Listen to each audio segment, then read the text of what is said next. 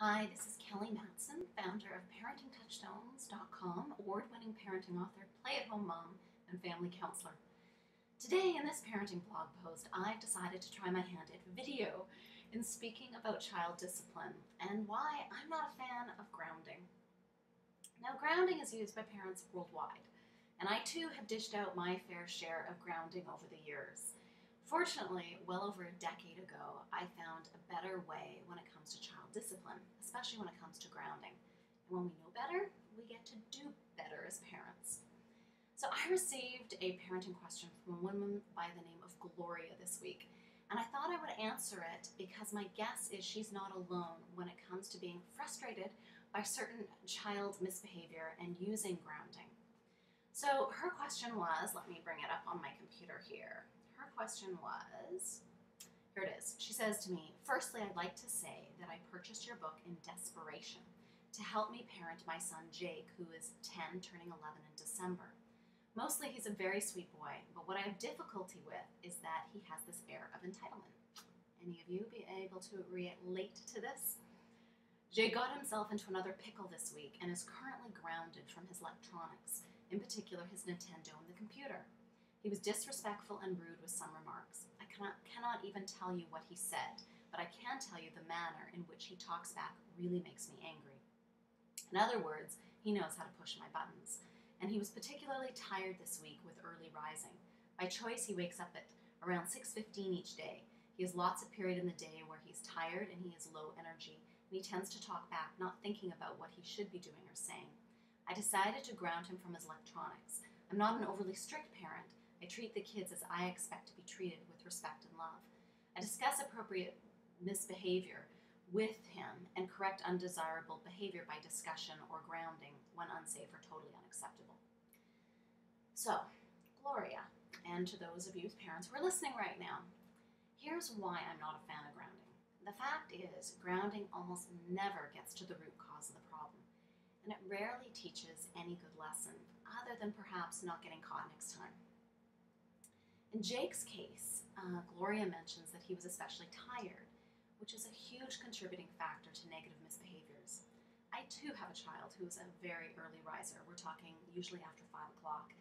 And I know that if I don't get him into bed at what many parents deem to be way too early of a bedtime, my sweet child literally becomes possessed and grows 3 horns. Of course, I'm kidding. But without good sleep, his misbehaviors are literally out of control.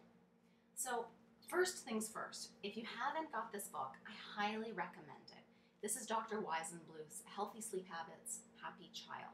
Now, it does have a baby, and most of it is for parents who have babies, but his research is incredible in that he shows how important sleep is and how it is completely related to children misbehaving later on. He even shows how children's IQ goes down by like 2 grades if they don't get enough sleep, even if it's just short term. There's also a place in here for school-age children and preschoolers. So first thing, I recommend this. Because quite frankly, there's sometimes when children are so exhausted, so hungry, or so overstimulated that I truly believe that they aren't able and capable to do what we ask of them.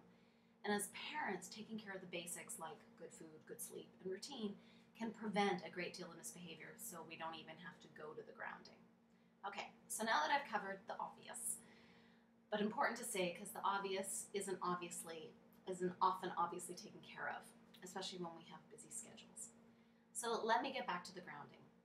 If a parent doesn't ground a child, how can a parent really teach important life lessons, especially when it comes to respect? Consequences can absolutely be used, and sometimes very effectively. The way that you can ensure that they're used effectively are 2 things. One, it has to be delivered calmly. Now, Gloria, you mentioned you were feeling angry. That is not the time to deliver a consequence, only when you are calm. Secondly, and most importantly, it needs to be completely related to the behavior.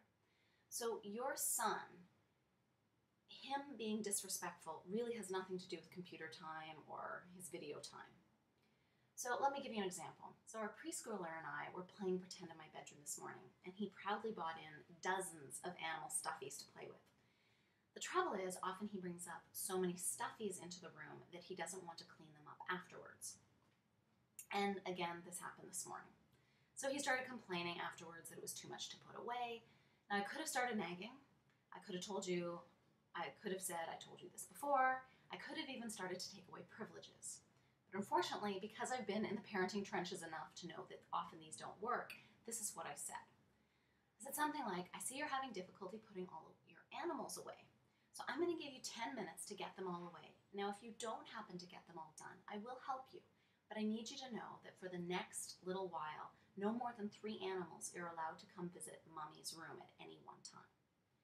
Now, do you see how this kind of common sense consequence actually relates to his behavior?